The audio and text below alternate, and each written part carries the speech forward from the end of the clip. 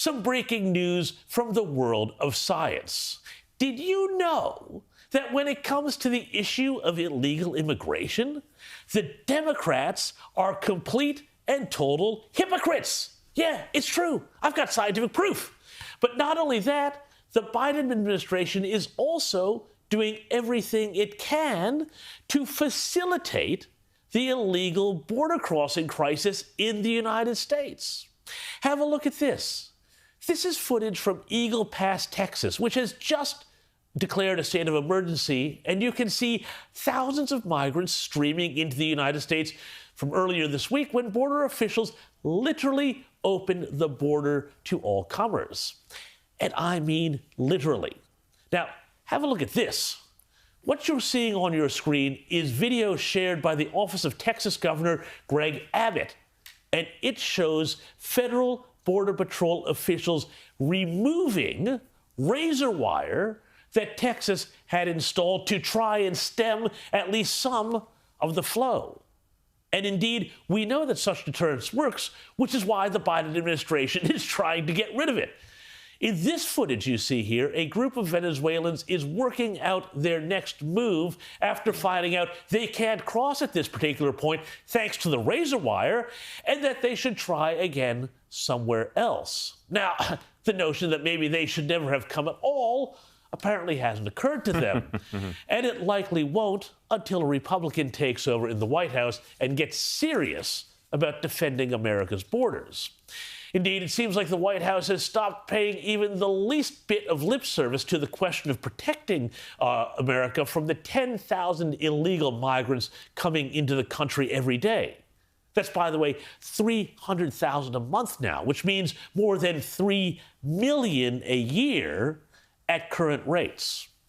Here's Chief White House flack Karine Jean-Pierre looking for any excuse to shut down Fox News' Peter Doocy, who pressed her on this very question this week. What do you call it here at the White House when 10,000 people illegally cross the border in a single day? So what do you call it, Peter, when GOP puts forth a wait, no, you can't. Karine? I'm answering. Okay, we're going to move You're on. answering No, we're moving on. Karine, We're moving. please. In the back. You said you were stopping the flow at the border. No. I tried to 10,000 answer, Peter. Okay. I tried to answer the question. You stopped me. Let's go. Now, all of this is having massive effects across the country as the migrants are shipped north and told they can go wherever they want to go by helpful Biden administration officials who have turned less Border Patrol agent than travel agent. Okay, it's no problem if I go to Chicago. Wherever you want. Thank you. You can go wherever you want. Everything from the housing crisis to crime has been made worse by this massive inflow of illegal migrants that is being aided and abetted again by the Biden administration. And in the cities where they are landing, impacting most on working and middle-class communities, people are getting angry. Why can't we close the borders of Chicago or the state of Illinois in the first place? I don't know if there's a limit. I do know that when you are seeking asylum, you are granted protections from the U.S. to not return. Can we say, no, we won't take anymore? It has to come from the federal government. Now, of course, this is where the hypocrisy I alluded to at the start comes in, because Democrats love to run a policy of open borders because provides cheap labor, divides the country club Republicans from the populist right, and helps contribute to a remaking of America that the left is increasingly open about.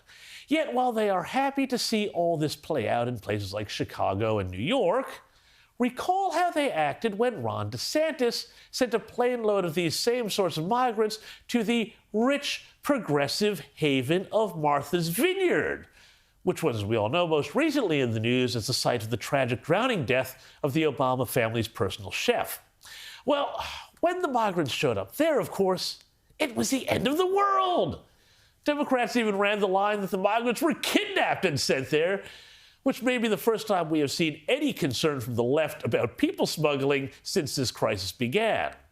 And in the end, of course, the migrants were kicked off the island by locals who felt very good and blissful about themselves. Namaste, everybody, for being so welcoming for 36 hours. Well, I say if it's good enough for Martha's Vineyard, it's good enough for the rest of the country.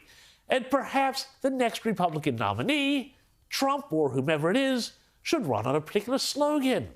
Not "Make America Great Again," but "Make America Martha's Vineyard Again."